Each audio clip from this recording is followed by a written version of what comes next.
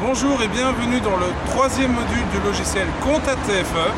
Aujourd'hui, nous allons voir ensemble les comptes de bilan et c'est pour cette raison que je me tiens devant l'entreprise bancaire ING située à Ixelles. Dans le précédent module, nous avions vu les bilans successifs. Pour rappel, une entreprise connaît un nombre impressionnant d'activités engendrant des modifications dans son bilan initial.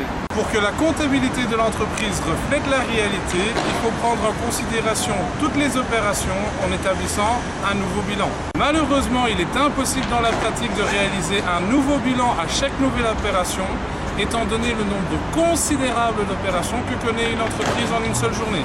Pour ce faire, les comptables ont trouvé une solution, les comptes. De ce fait, au lieu d'établir un nouveau bilan à chaque nouvelle opération, nous n'en établirons que deux, un à l'ouverture et un à la fermeture. Nous les nommerons bilan initial et bilan final. Nous qualifierons la période qui sépare le bilan initial du bilan final d'année comptable.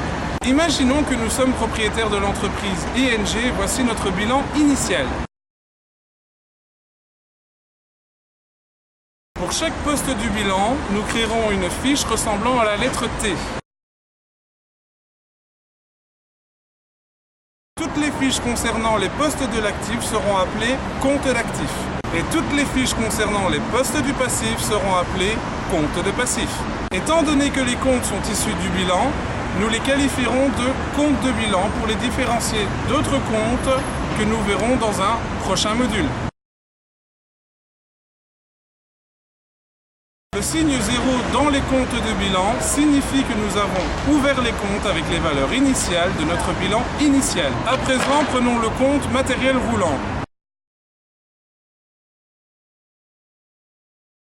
La partie gauche du compte sera appelée débit et la partie droite crédit. Ces appellations et la place qu'ils prennent sont des conventions comptables. Afin de savoir de quel côté porter une somme, il faut réfléchir d'une façon bien spécifique. Comme les comptes d'actifs figurent à gauche dans le bilan, nous porterons la première somme à gauche dans les comptes, c'est-à-dire au débit. Inversement, comme les comptes de passifs figurent à droite dans le bilan, nous porterons la première somme à droite dans les comptes, c'est-à-dire au crédit. En général, tout compte de bilan commence par une inscription du côté où il figure au bilan. À présent, revoyons notre bilan initial.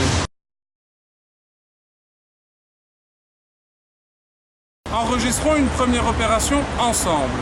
Aujourd'hui, nous achetons une nouvelle voiture pour un montant de 15 000 €, facture numéro 23, payable dans 2 mois.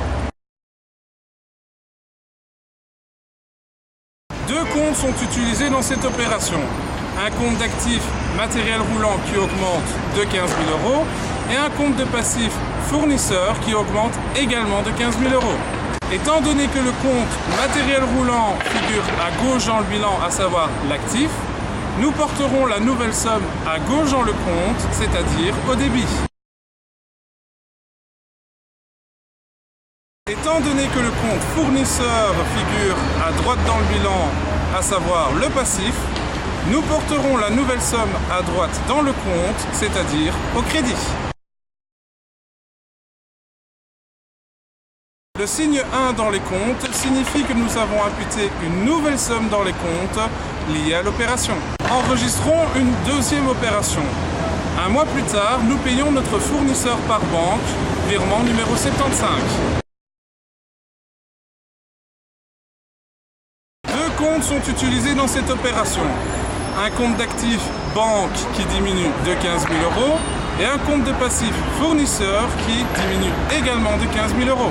Étant donné que nous ne pouvons pas soustraire directement dans un compte, nous inscrirons ces diminutions dans la colonne contraire à l'augmentation, à savoir le crédit pour l'actif et le débit pour le passif. Le signe 2 dans les comptes signifie que nous avons imputé une nouvelle somme liée à l'opération. Reprenons nos deux comptes d'actifs, matériel roulant et banque. Étant donné que les deux comptes ont été débités en premier lieu lors de l'ouverture des comptes au bilan initial, nous qualifierons les sommes annotées par un 0 d'avoir initial. La deuxième somme portée au débit du compte matériel roulant constitue une augmentation de cet avoir initial.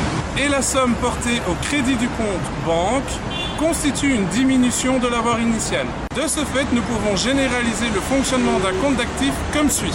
Les comptes d'actifs situés à gauche dans le bilan commencent par une inscription du côté gauche du compte, c'est-à-dire au débit. Ils sont donc débités de cet avoir initial et des augmentations de celui-ci, et ils sont crédités des diminutions de l'avoir. Reprenons à présent notre compte de passif fournisseur, fonctionnant à l'inverse d'un compte d'actifs.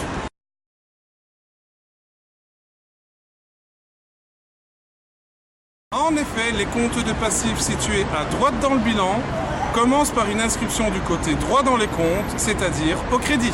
Ils sont crédités de la dette initiale et des augmentations de celle-ci, et ils sont débités des diminutions de la dette. Enfin, l'ensemble des comptes de bilan forme le grand livre des comptes.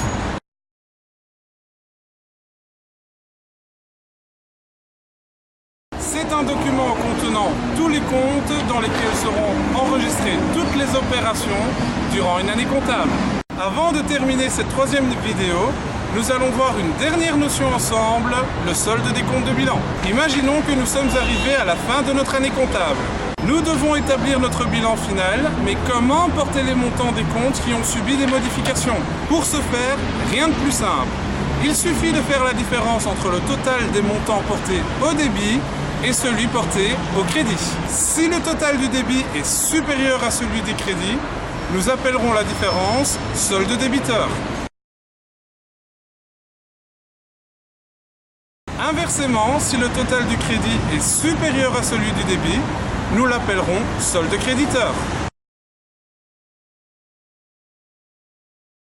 Ainsi, les différents soldes débiteurs et créditeurs seront portés dans le bilan final de notre entreprise. Si le total du débit est égal à celui du crédit, le solde sera égal à 0 et nous dirons que le compte est soldé. C'est la fin de la vidéo du troisième module du logiciel Compta TFE. On se retrouve prochainement dans le quatrième module.